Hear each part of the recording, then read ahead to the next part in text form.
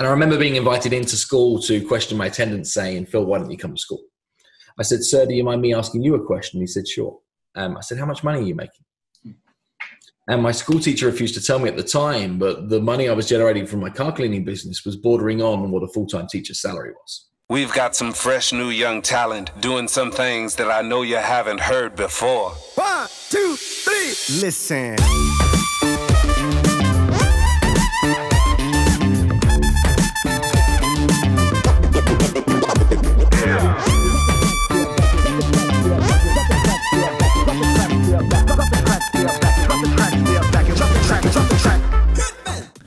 This week on Being at the Top, we discuss sales and public speaking with Phil M. Jones. Phil is author of 3 books which I would highly recommend, in particular Exactly What to Say. He has went through the process from salesman to sales director to running his own sales training workshop and building a property empire at the same time. Not only does he have incredible ideas on sales, but has helped and delivered more than 2,500 paid speaking gigs and provides invaluable advice on how to hone your public speaking. Ladies and gents, without further ado, Phil Jones. Phil, thank you very much for joining us here and being at the top. We were just talking previously about the Professional Speaking Association, and it's actually just occurred to me that the way that I heard about you was actually through the PSA. When you actually become a member, you get to pick 3 books. I don't know if they do that all over, but in Scotland you get to pick 3 books of people that are members and have donated their books to the PSA, and I actually picked up one of yours. And then of course I read it. I'll tell you why I liked it actually, because I think it's quite important. For me as a salesperson, like kind of thorough born and sort of I was going to say born and bred, but sales was always my whole professional career has kind of been the direct end of selling. So I've never been much of a reader or studier natural before university and all the rest of it. But what really sort of made me gravitate towards your book was just the simplicity of it.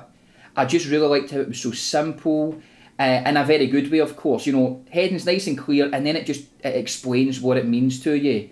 And you didn't have to go through War and Peace to actually get the message from it.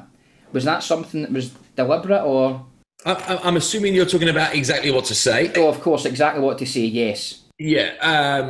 I mean, one of the things that I've learned through the years is that people are really good at buying books. They're just not so good at reading them. So I wanted to produce a book that distilled down like a plethora of giant knowledge and experience and put it into a bite-sized piece that was consumable in one sitting. That was my goal.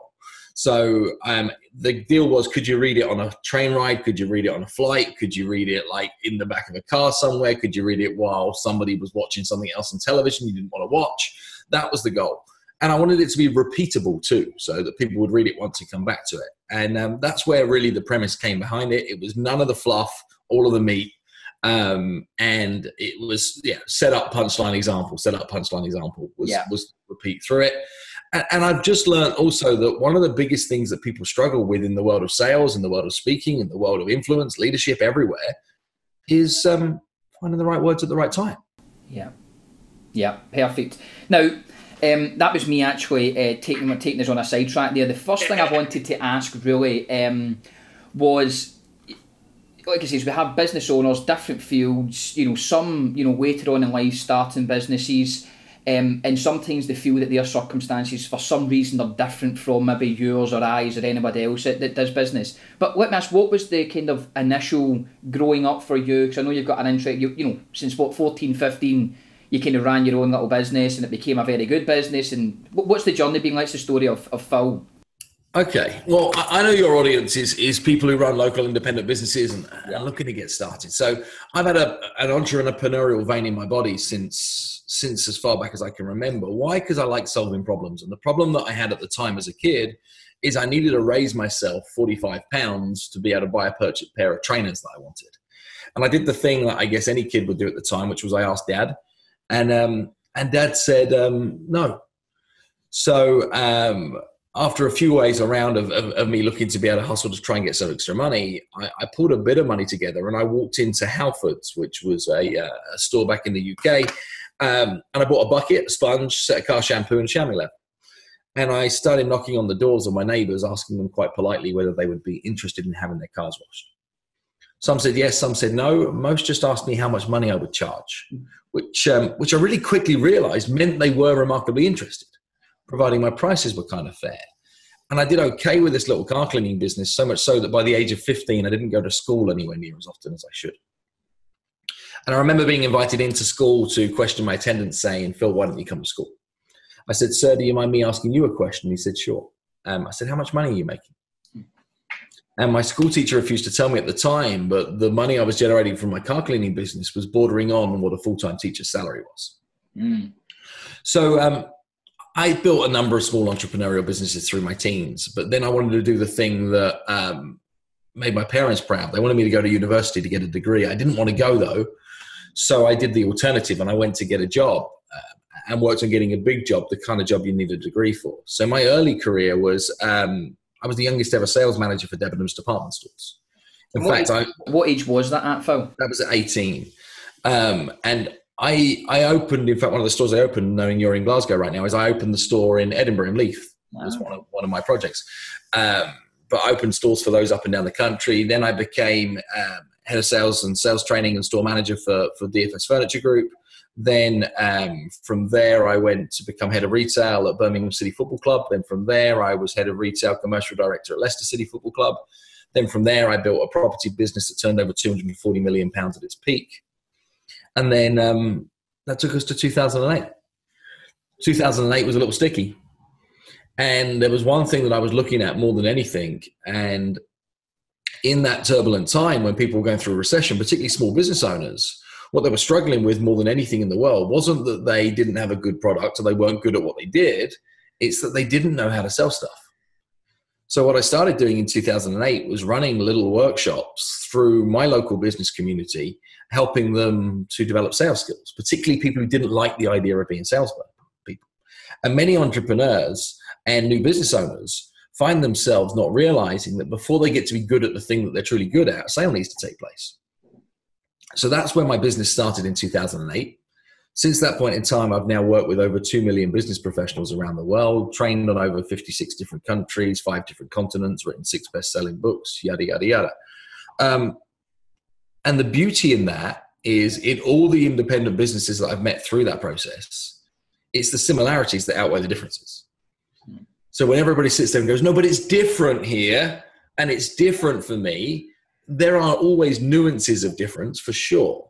But the commonalities are the things that allow us to be able to create systems, processes, protocols, things that we know that work, and then our individual brilliance deals with the exceptions. So that's been kind of my potted history of stuff that I've done up until right now. And I have huge fun supporting the small business community. I think there's nothing better in the world than building something, crafting something, creating it for yourself, and overcoming all the hurdles on the way. And I promise it hasn't been easy. I share that story. It sounds like everything's been a bed of roses where it's gone like this. We've hit some giant bumps in the road.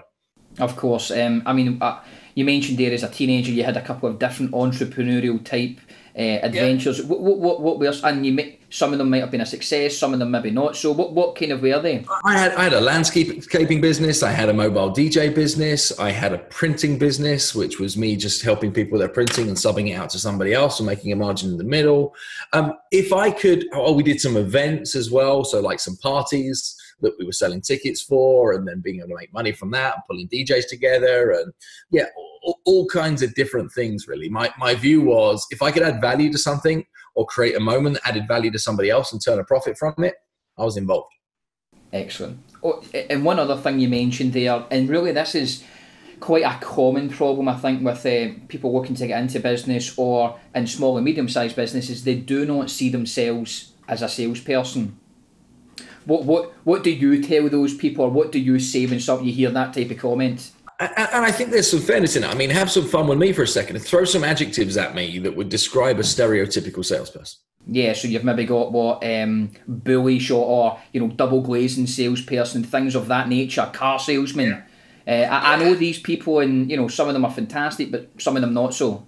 Right. But the image that conjures up when somebody thinks about a salesperson can quite often be one that they wouldn't want to be associated with themselves. And those words that you reach for wouldn't want to be words that people would be used to describe them. So the association towards what a salesperson is is potentially not the right thing. Now, if I change something in with you and ask you not to describe a stereotypical salesperson, but to describe a professional salesperson, how do the adjectives now change? What do you reach for? You've got professionalism, of course. You've got, well received in their initial outlook, polite, courteous, listener, completely different.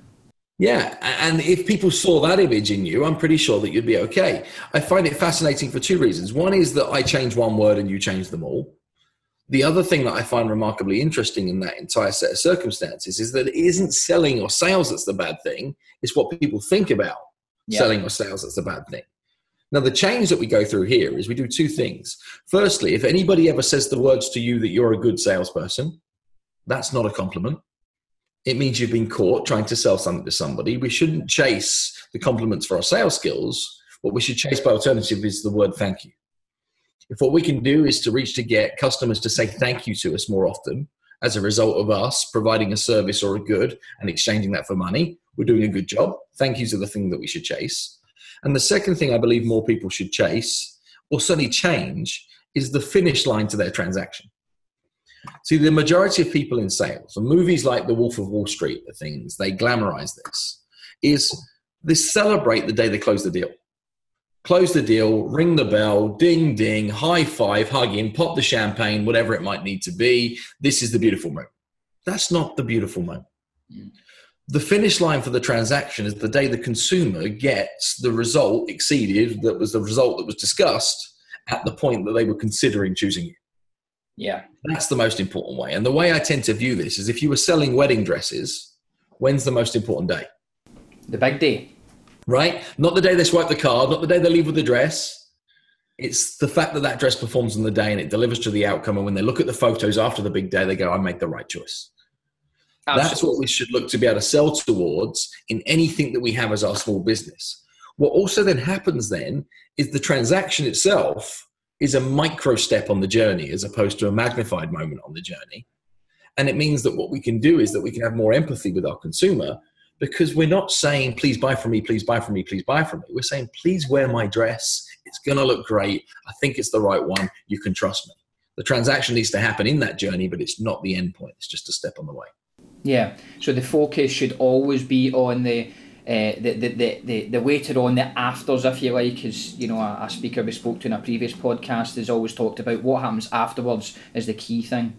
Yeah, and there's some simplicity that people can think around with this, particularly when somebody's starting a brand new business. Now, I wrote a new book that came out summer of this last year, and it's a book called Exactly How to Sell. It's a book that is for the non-sales professional. In fact, I wrote it with entrepreneurs in mind as to how do they go from nothing to something and go out and build their own client base. And one of the things I talk about early on in that book is the imperative nature for you to know the answer to two questions. Two questions every entrepreneur should know the answer to. One is, who are the people that you help? And two is, what are the problems that you solve for? Now, I know that sounds like an obvious set of two questions, but almost every entrepreneur I meet, I say, who are the people they help? They're like everybody.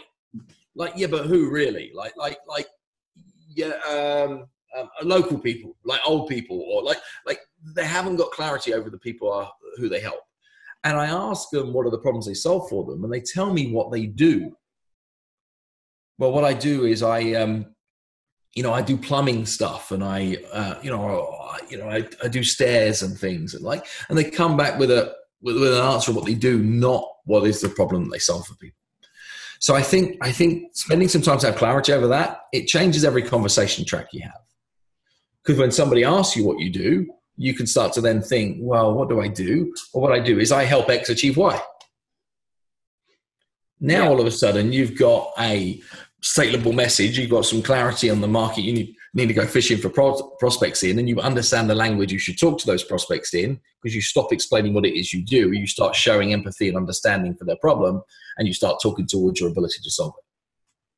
Yeah, and a big part of what we're talking about there is the language in terms of what we do versus how we actually help or solve the problem.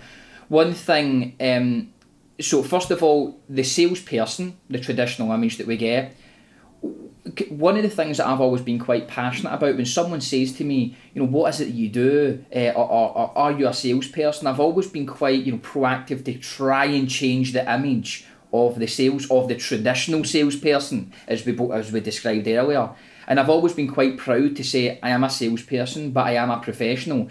Do you think then that though we should actually change the language from calling ourselves a salesperson to something else? Well, and do the same thing that everybody else has done in every other industry. I mean, if we look through LinkedIn right now, it's like the transformation of what people's job titles are is to try and embellish it and make it sound what it's not. It's becoming almost farcical. There's nothing wrong with being a salesperson. We could perhaps rewrite what the job description is, though, that goes behind it. Yeah. And, I have a dictionary definition in my mind of what selling really is. And selling is earning the right to make a recommendation. That's what selling is. It's not embellishing a product or service with features and benefits, hoping some of it might stick. It is earning the right to make a recommendation. That means that there must be some form of discovery phase. That means that we must understand what the other person is thinking. What it means is we should never recommend to somebody for them to buy something unless we can say these words first. And the words we should look to be able to say first are the words because of the fact that you said.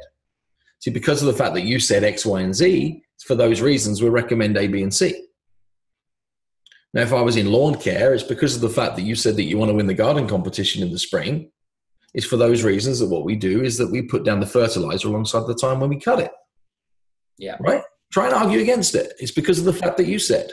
So you should be using your consumers' reasons to help them make decisions, which leads to another part of what I see in the job description as a salesperson, is that what we really are is professional mind maker-uppers.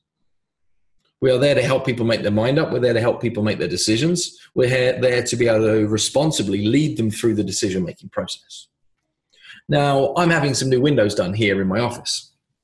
And for those of you that are listening on audio, I've got a bay window behind me. There's 3 windows. And the guy comes out to come and do the windows. Professional company, great organization. Everything about them was smart. Didn't push anything on me. Wasn't smart me in any way. Was everything I wanted them to be to a point. Now, what I now have is I now have a quote from them. And I have 4 different options. And I have no idea which one to pick.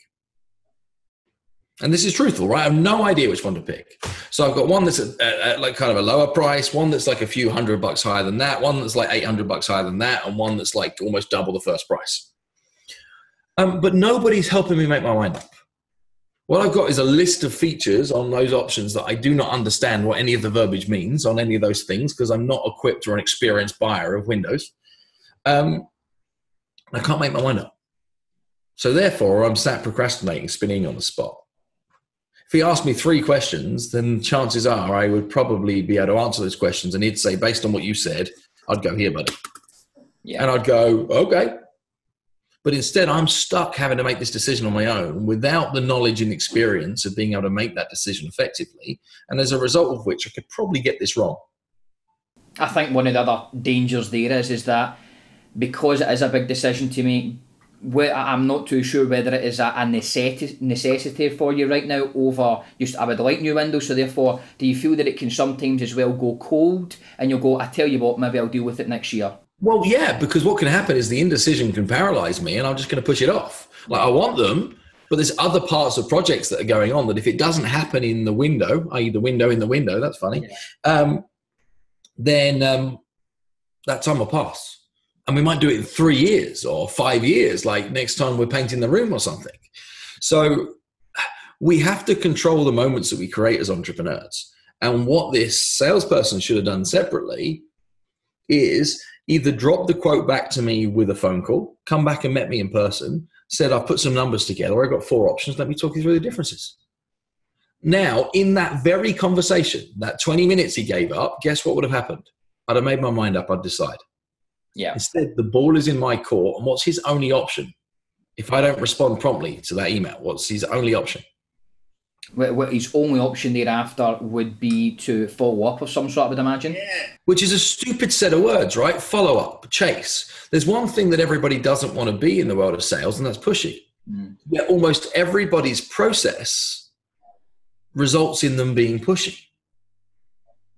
See, if what the guy had said is, like, I'm going to need to put some numbers together and just work these calculations through with the suppliers, it's going to take me maybe a day or two to pull those numbers together. I'll have them ready for you by Friday. When's a good time for us to chat on Friday? And locked it down with a time. Is that pushy or professional? To me, that is absolutely professional. Right? And then what could happen is we could have a meaningful, powerful discussion, and he could help me with my decision, which is what I want him to do. That be the story for so many people right now, though, isn't it? And that's really where I was going back to, why that there is a professional salesperson, or what a professional salesperson should have done, yet so many people, business people particularly, think, well, I don't want to be a salesperson because that's the car salesman or woman, or, you know, double glazing, etc. But it's absolutely not. So they should see themselves as that professional that, as you said, follows up but does it in a professional manner, you know, sees it as helping the buyer versus pushing them into a decision. And even ban words like follow-up. Like, follow-up sounds like you're a pest. Yeah. Success in selling is all about controlling the conversation.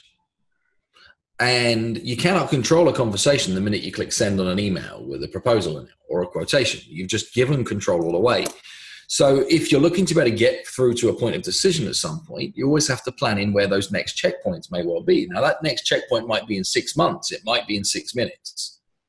But we should still always know what's happening next. Yeah. And too many small business owners put themselves in that position that they did all the work to create a genuine opportunity, had a meaningful discussion, and when it got to the point of saying, shall we or shan't we buy, they abdicated themselves from that process and relied on a document to be able to do their job for them, when actually what everybody wanted is they wanted them to be in the conversation. Why? Because they perceived them to be an expert. So what experts do is they get involved and they give their educated opinion. Yeah. So you've got to get the education to be able to give your opinion, then you're not pushy.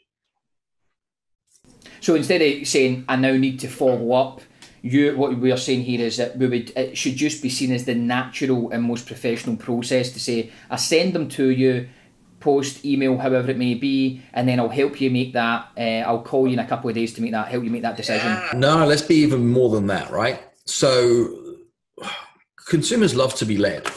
What everybody needs to have is what happens next conversation. So once you've got to a point that you've established an opportunity, you've gathered all the information you need to be able to create your price, you're going to say what happens next is. So what happens next on from here is I'm going to go away, run some numbers, pull this together for you in the means of a proposal. Or what I'm going to do is I'm going to put some numbers together and give you 3 options. What I'm going to do is, right, give you some choices, etc., get to a position. That's going to take me a day or two. So today, here we are on Friday. That means that by Wednesday of next week, we should have all the information that we need. So Wednesday, Thursday, or Friday next week, when's a good day for us to talk, where I can lead you through that information and help you understand what you might want to do next? Simple. Yeah. Thursday's good for me. Morning or afternoon, when suits you best? Well, mornings are better. Well, somewhere like 10:30 a.m. 10:30 a.m. would be great. Awesome. Well, we'll speak at 10:30 a.m. I'll shoot you an email first thing that morning so you have the same document in front of you as I do. And what we do is we'll have a discussion, lead you through it, make sure all your questions are answered. Yeah. Right? It's not follow-up. It's not, I'm going to chuck something out in the wind and then I'm going to chase it. It's, I'm going to put the checkpoints into place, and we're both going to agree, because we're all grown-ups here and we understood that the game was, you said you wanted to buy, I said I wanted to sell. Right? So we need to get to a point of, are we or aren't we going to dance? One of the things I'm picking up on hugely, and obviously because of the nature of your book, the one that I read, but about language, the magic words, and how important is, you one of the things that I was just watching in our preparation for this was how important, for example, you do not call it a pitch, you call it a presentation. Right. And when you're then, language that we use is sort of, as human beings, let alone business people, but how important is that? And what are some of the ones that, what are some of your favourites, like presentation, presentation instead of pitch? And well, why don't we give a couple of quick ones? Is say, don't say this instead, right? Let's just do a couple of quick ones here. Is a word that I'd love to have banned. It's a 4-letter word. It starts with C, and it's not the one you're thinking. 4-letter C word is the word cost. When people say, how much does this cost? The word cost itself has a painful connotation with it. It cost me, it hurt. And the cost is money out and nothing back. My belief is that if somebody's giving you money towards a good or a service, then you're going to provide some returns on that. If you put money into something and that thing brings returns, what's that thing called? It's an investment. Right? So I'd ask people to invest in my service. I'd say your investment level here is, boom, and put a number on that. Now, certainly I'd always remove the word cost. Cost for investment is a nice switch. If it doesn't fit with your product or service, it can be the price. It can definitely be the price, but it's never the cost. Difference between those two things. What else would be a good thing to look at differences? In day-to-day conversation and vocabulary, the word but is costing you. So if you're in a conversation with a prospect or you're having a discussion with somebody who's interested in what you're about and you keep saying, yeah, but, what you're really saying is I disagree with you. What you're really saying is everything you just said was nonsense. Yeah. And what we've done is we've created conflict with the word but. I mean, think about what happens with maybe kids in your life and you're trying to give them some advice towards something and their immediate comeback is, yeah, but. Like you want to clip them around the ear or you want to just say, shut up and listen to me. It's rude. So make sure you don't fall into that. Swap the word but for and. Now everything is true. Now, another quick win is a subtle little change that can bring all of the power. Now, when people are talking to their consumers, their customers about buying from them, they often act in the conditional state. They utilize the word if. If you choose us, then this will happen. Is if this then happens, then this will be the outcome. Now, the trouble is when I use the word if, I create a decision in your mind's eye as to whether I fall left or whether I fall right. Absolutely. I'm going to make a choose. It's 50-50. Swap the word if for when, and I've created an absolute true and I've brought it into the present tense. I've made it now. So take a simple example. I have a cup of coffee in here right now and I'm going to say to myself, if I'm not dead careful, I'm going to spill this over. I'm going to leave a dirty stain on my notepad in front of me. Swap the word to when. It's, when I turn around in a second, I'm going to knock that coffee over. It's going to leave a dirty stain. I've now seen the stain. Yeah. Which has made me dead careful, which has made me want to be more precious about this cup of coffee in my hand. So when creates absolute, if creates a condition. Right. So we've got the use of cost, we've got the use of but, we've got the use of if. Let's jump to two others around price. One is the word expensive. Expensive is something that really isn't an adjective that should be actively used to describe anything we're asking somebody to buy. But we can swap the word expensive for premium, and now it becomes aspirational as opposed to something that feels gluttonous. Another kind of switch is the word cheap. Now, cheap could be essential or it could be basic, but it should never be the word cheap. Cheap and anything was never a fitting strapline for a successful business. So just some simple word choices and some wordplay that we can look at. But I think I want to bring that round to a key point, which is when is the worst time to think about the thing you're going to say?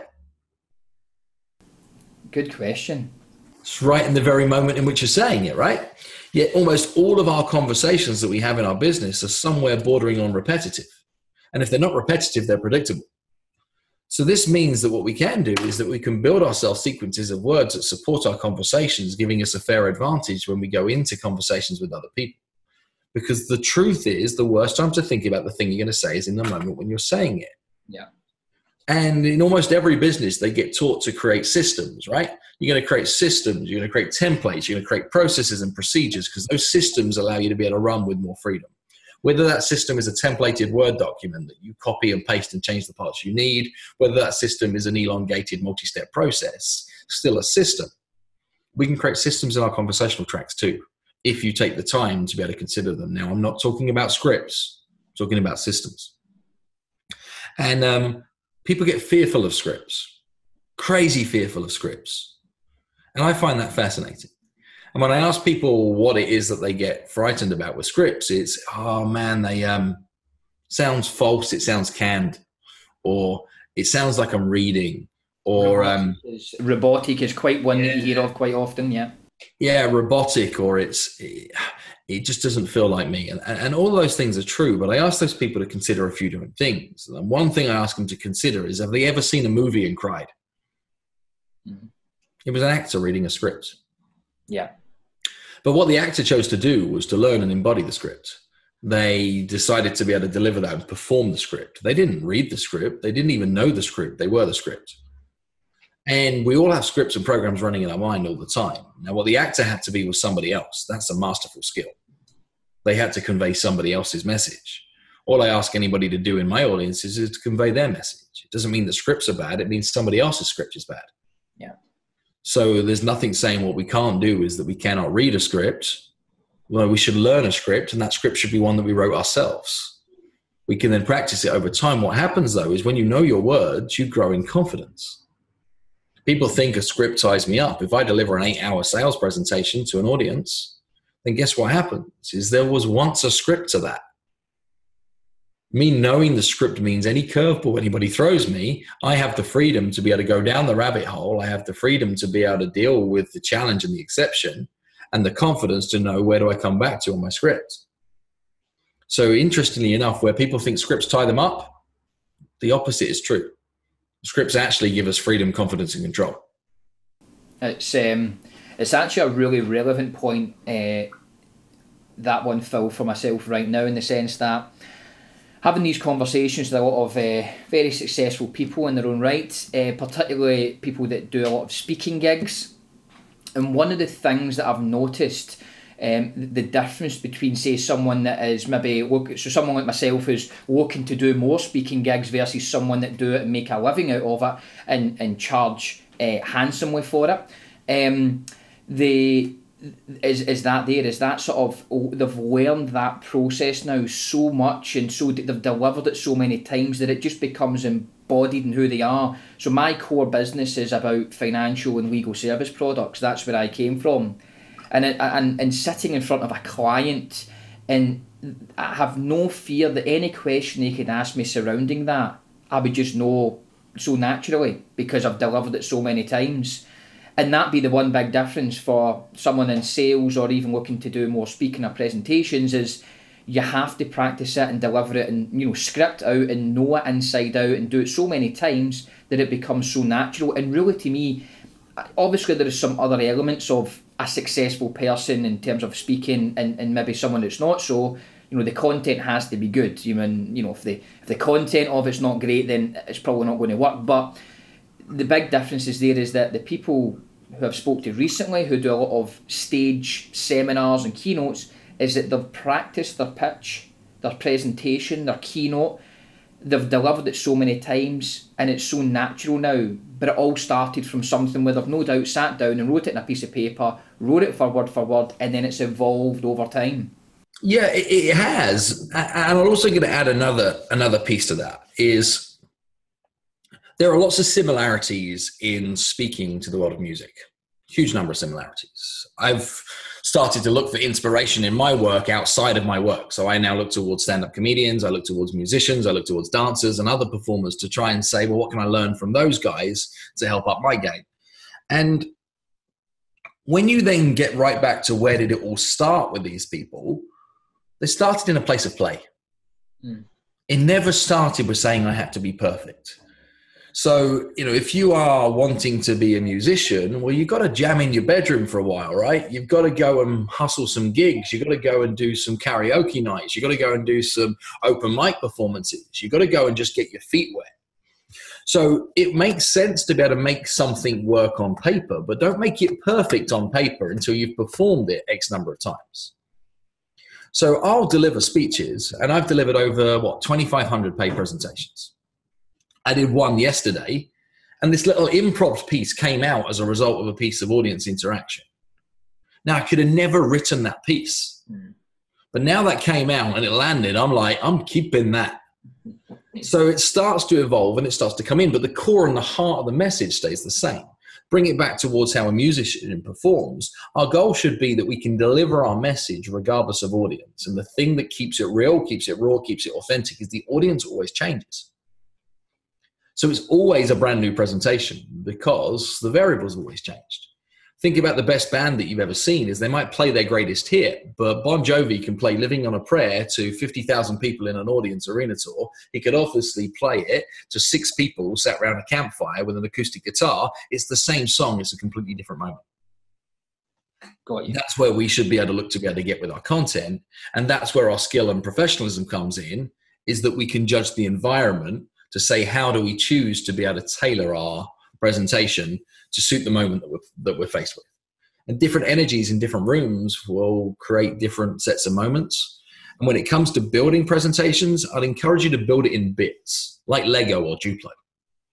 So it isn't a speech with an arc in its entirety that is word perfect. It is made up, like a 45-minute keynote for me is made up of 11 bits. It's an opening and a close. I'm going to pick them. They're going to be bold choices. What I'm then going to do is to sequence a series of my stories that sit together. And as my stories have grown over a period of time, my bits I can tell at different lengths. You know, I have a 90-second version of that point in story. I have a 5-minute version of that point in story. I have an 8-minute version of that. So I start to be able to then build my speech like I would build a piece of Lego by saying, how do I combine these pieces together? And by creating your content in bits, then what you have is the ability to customize to any size. Just like a cabinet maker in a kitchen company could make any kitchen in any size, but really all they have is 65 different pieces. Yeah, and that actually is a very interesting point there, because what was more natural to me, I'd done a keynote just a week ago, and what was much more natural to me was a slightly longer form, 45 minutes, even 30 minutes and longer, but I had a 10-minute slot, and I learned significant amounts of how drastic I should have, on hindsight, changed my presentation to suit that time frame. Audience was the same as normal, but the only difference was the time. And, well, let's put it this way, Phil, there was a lot of lessons learned that particular evening. Short talks are hard to give. Yeah. Short articles are hard to write. Short books are hard to write. You know, it's cutting and editing yet still being polished and professional that is a challenge. And my biggest fee in 2018 this year was for a 12-minute talk. Interesting. Out of all the ones you've done, and that was the biggest one, you would naturally, people think, well, it's only 10 minutes, but well, let me just, because I want to come on to this kind of the public speaking or presenting in front of people, the do's and the don'ts.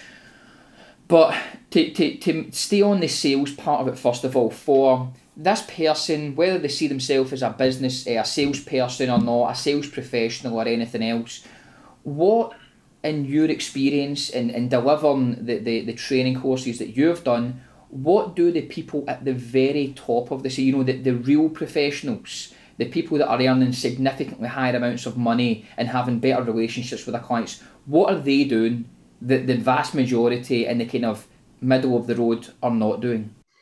The one point that stands out more than most is really, really, really quite empowering, because anybody can do it. They do the work. They don't make excuses. They just get through it. Yeah. They have good days and they have bad days, but they make more contacts than other people. They care longer. They do the work behind the work. They show up earlier. They keep great notes. They never forget a prospect. They remain focused and diligent on the thing that they're going to do. What they are, though, is they're also strategic in their prospecting. When there's another piece that I teach in Exactly How to Sell, and I have a big, strong belief that you cannot prospect more than 18 people at any one period of time. I think anything more than 18 is too many. And lots of people say to me, I've got this giant list of like 100 people I'm working on. You can't be working on 100 people. No one person can be working on 100 people effectively. You might have 100 people that you've spammed an email to, or 100 people that you spoke to once, but you can't be working 100 people. 18 is the most number. And there's a principle that I teach, and it's been modeled out from the success principles that I've seen by lots of other great salespeople. And it's a way that I teach people to be devilishly productive. And it's to have 18 prospects. The reason I call it devilishly productive is that you have 6 prospects here, 6 prospects here, and 6 prospects here. So the 666 makes you devilishly productive, 6 in each area. Now, each of those areas gets defined as this. The first 6 is like your low-hanging fruit, your easy first yeses, your quick transactions, the pieces of like instant business that maybe came as leads of inquiries off your website. Maybe they were existing clients that are looking for being able to have a follow-up transaction. But they're the ones that are close to the finish line. They're the ones that are your kind of core bread and butter business. And you need those because then they can work through quickly. The next 6 are your perfect target market, your sweet spot, the one that you would be looking to go after. But it might be slower and require a little bit more work in decision making, but you've got to get proactively after those groups. And then the third 6 is like your platinum, your dream clients, the ones that if you secured one of these, it would be your birthday, you'd fly home, not drive home. right? It would be that kind of good. Now, if you have 6 prospects in each of those categories and you're always working those 6, you'll build a wonderful sales pipeline. Because here's what happens is when somebody says yes, they fall out of your 666 and now they're a client and you bring somebody else new into play. When somebody says no, thank you, guess what happens? You move them off your list, you bring somebody else into play. You're always working. I expect the 6 at the bottom to rotate at a quicker rate, the 6 in the middle to be a little slower than that, and the 6 at the top, they might change names once every blue moon. Yet what happens is you're always making steps towards it. What it means then from a sales management point of view, my entire coaching protocol towards people is tell me about your Magic 18, what's your next step? That's it. That's the entire track of the conversation. Because what we're now doing is we're now making moves. We're helping people progress through decisions. That's what great salespeople at the top do. They are nudging. They have balls in play and they are working those balls through the decision-making process. They're never waiting, wishing, hoping. They are working to be able to help people make change. And they also accept that failure is part of the game. Yeah, and can move on. If something doesn't work out for them, can move on without any impact on them. Yeah, and they learn from it. You know, it's not like, oh, never mind, like, screw you. It's that one didn't work. What did I learn? Okay, I learned X, Y, and Z. Great. Remember that for next time. Move on next. Like, I'm not a big believer in that every no is one step closer to a yes. I think that as a mindset sucks. Because if you care about the work that you do, every no really does hurt. Taking an attitude of, forget them, I think is derogatory to your industry as a whole. I think saying that when somebody says, no, what can I learn? Was it me or was it them? Okay, it was them. They were not right for me. Okay, I can live with that. Was it me? What did I do differently? What can I learn? Oh, damn. Yeah, I should have. I could have. Why didn't I? Great. Okay, I can learn from that. I can bring it into next time. That keeps you on this room for continued improvement, which leads me to another mindset that I think everybody in business should have. And I think not having this mindset is sabotaging many people's success. If I ask an audience full of people if they wanted to be good at something, better at something, or do their best at something, what do you think everybody picks? Do their best, I would imagine. Yeah, which is the worst piece of advice ever. Because how many times have you ever said to yourself, I tried my best? Yeah. And known it was lies, complete pack of lies. Because you didn't try your best. You knew you had more to give. You even said to other people, don't worry, you tried your best.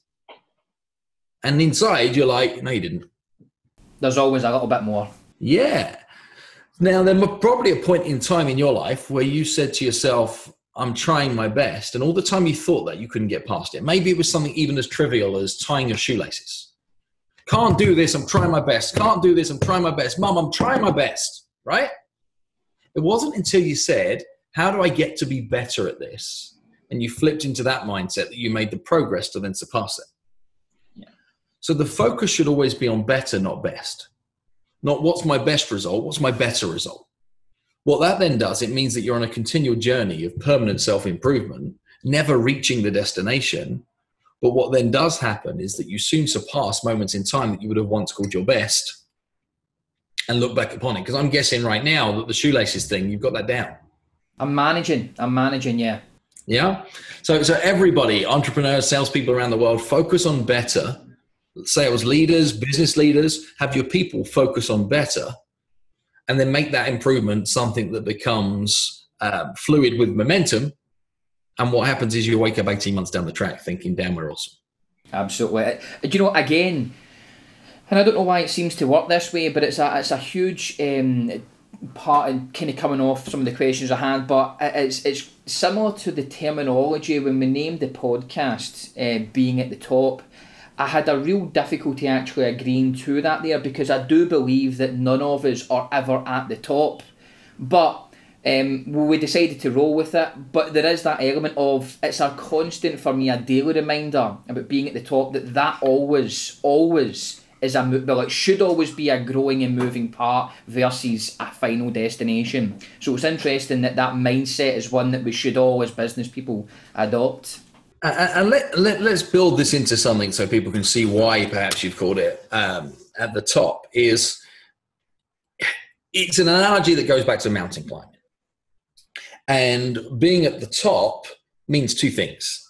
It means that you've got the experience of the journey. Can't buy that, can't read about it in a book, can't watch it in a movie, you can only live it. So the reason for getting towards the top is to be able to experience the journey. The second big thing is when you're at the top, you get the prize, and the prize is the view. Because the view from the top is really quite liberating, because you get the panorama, you get to look down, you get to look around, you get to see everything. And that gives you wisdom. It also probably fuels, where is there another mountain that I want to get after that could be higher, could be more challenging, because what I like to be able to do is to be able to challenge myself. So it is the top of that mountain. It is not the top, period. Yeah, absolutely. And there is always a bigger mountain to climb. Well, while we're on that subject then about the going from sales to presentations, can I then just pick your brains about the public speaking? Absolutely. So first of all, is there a difference between doing a presentation in front of, you know, a large number of people versus getting paid for doing a keynote or a presentation or, you know, something of that nature? There's two different elements. Is there a difference, and what are they? There's huge differences, but the similarity and the differences is, what is the point of the presentation? Now, if you're standing up as an entrepreneur to be able to deliver a speech to a room full of entrepreneurs, then what is the purpose of you being? You have a highly leveraged period of time. So whether it's 12 minutes, 3 minutes, 15 minutes, whatever, that moment of time where you're delivering a one-to-many is one of the most leveraged activities that you have in your business. It's a really critical point. So if you don't know the purpose and the point of what you're looking to be able to deliver in that session, you could quite easily miss. Now, if what I am is a business owner speaking to a room of business owners to be able to grow the credibility of my business, I probably need to decide 3 to 5 objectives for that speech ahead of time. And nobody's going to give me my brief. So my objective may well be to create more awareness and opportunity within that audience about my area of expertise, to win the credibility that within my marketplace we are the number one choice, to create a first step, easy first yes opportunity for people in that audience to be able to step towards our product and service should they have a need. But most importantly, my assumption ahead of time is that most people in this audience right now do not have an immediate need. So what I want to do is to create a portable story that they remember, that allows them to be able to grow my reputation past this room and share that experience with other people to grow my reputation to win more inbound inquiries. So that's me just riffing off the top of my head to say, what might I define as a purpose for a speech if that speech is about business development? Now, if I'm delivering a speech to a paying audience because a client has invited me in to deliver a keynote to address their national sales force at their national sales meeting to help kick them off, I need to know what's the theme for the conference. What is it they're looking to try to be able to deliver over that period of time? What are the biggest challenges those salespeople face in their mind right now? If there was one thing that you would be looking to gain from my speech that would mean that your people would think, do, or act differently as a result of our time together, what would that one thing be? Like, I got to get my brief, because without defining a brief for the moment, it doesn't matter how good you were, it's did you do the job you were there to do? And this is the mistake that almost everybody makes when they speak, is they think it's about them. There's not a single speech I've ever delivered that's about me. My goal when I deliver a speech isn't for somebody to say, damn, Phil, you were great. My goal when I deliver a speech is for somebody to say, damn, I feel great. Right? So it's in service to an audience, which comes back around to a point that I made earlier. Who are the people that you serve, and what are the problems that you solve for them? If I don't have clarity of those two things, then I don't have the ability or the right to be able to serve them.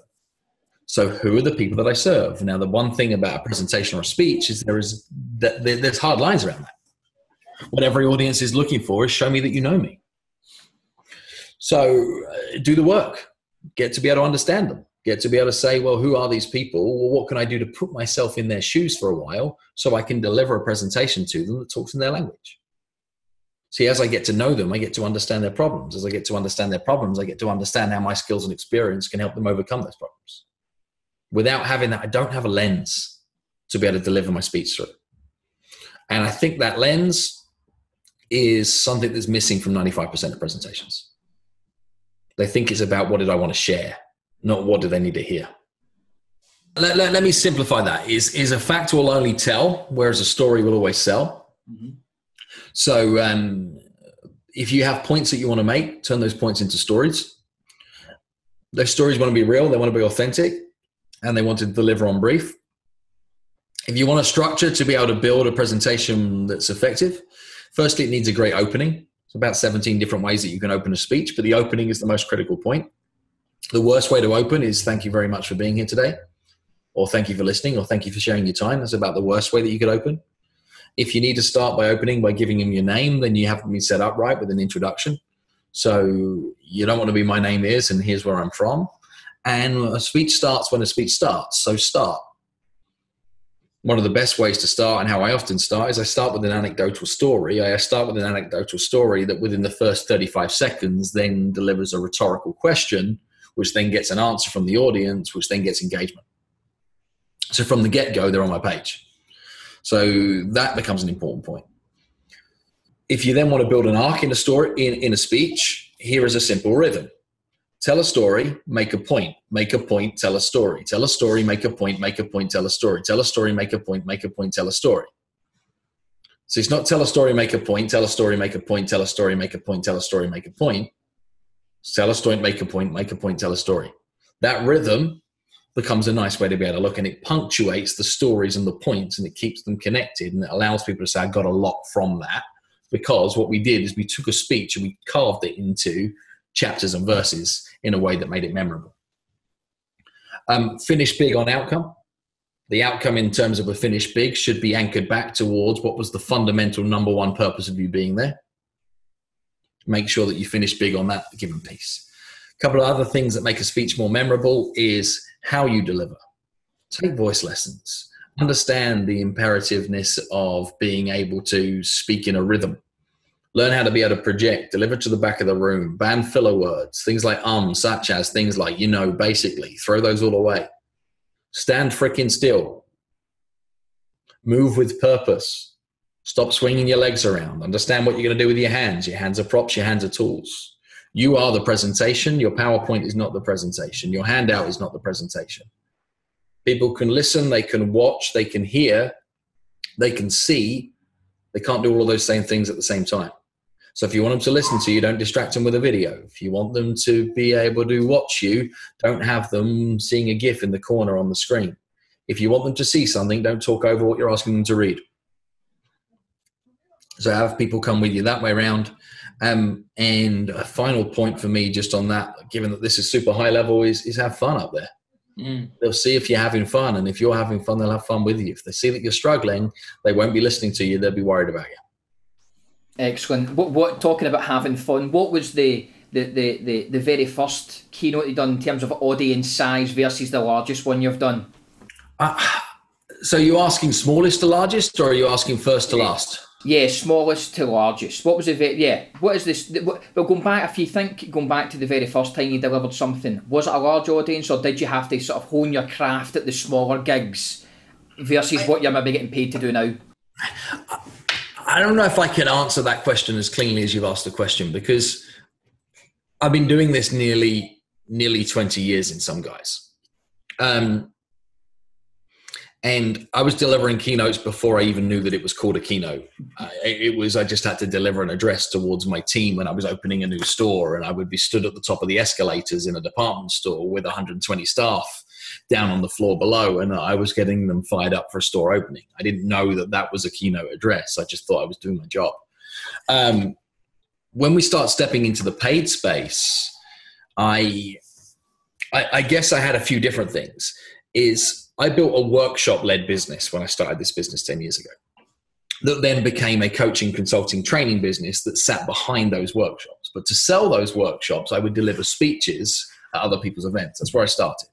So whether it was free of charge, day ones? Well, they were kind of free of charge. So they weren't free. They were my marketing activity. So what I would do is I would actively pick the events that I knew had an audience full of my people, which were independent business owners. And I had a one-day workshop program that was £97 and then £147 and then £229, etc. Its price changed over time, but it started at £97 a workshop ticket. Those speeches were with the purpose of me selling my workshop. So I wrote a different speech. My speech title at the time was 737 Ways to Seriously Skyrocket Your Sales. So I left 130 ways behind, right? Even the speech title on purpose was geared up to say that there was more behind this. Typically in those windows, I'd have a 30-minute window to deliver a speech. So I would deliver at Chamber of Commerce events. I'd deliver at kind of big business networking events. And my audience size was typically in the region of maybe 65 to 150 people. That was kind of the sweet spot of those. And my goal from that would be to get 6, 8, 10 core workshop prospects per time. What I then do is I then have a full day seminar. My goal in that was to have 12 to 15 people in it. That was a full day event. That was 8 hours worth of content. Now, the difference between running those two sets of skills is the 30-minute speech keeps you on time. It keeps you on point, keeps you on purpose. The full day workshop teaches you how to engage. It teaches you how to build energy. It teaches you how to be able to keep something positive over a long period of time. It teaches you how to deal with heckles. It creates further pieces of content. So that was then useful. But then this started to change in my career over a period of time when companies in the workshop would say, can you come in and deliver this to just our team? But can you do it in half a day, not a full day? Can you do it in 90 minutes, not a full day? So these kind of questions then started to come about. So what did we do? We recrafted, we reconjured in a different way. And now I've got audiences of 200. Biggest keynote address that I've given is to about 3,500 people in a large arena. That was a 90-minute keynote. And I do dozens of events a year in and around the 12 to 1,500 person space. I do dozens in and around the 400 to 600 space. And there's differences between those events. And the biggest difference is production value. So once you get over 1,000 people, you're typically bigger stages, bigger lighting, bigger music system. The energy in the room is remarkably different. In fact, you don't need to bring the energy. You need to maintain the energy. Different game.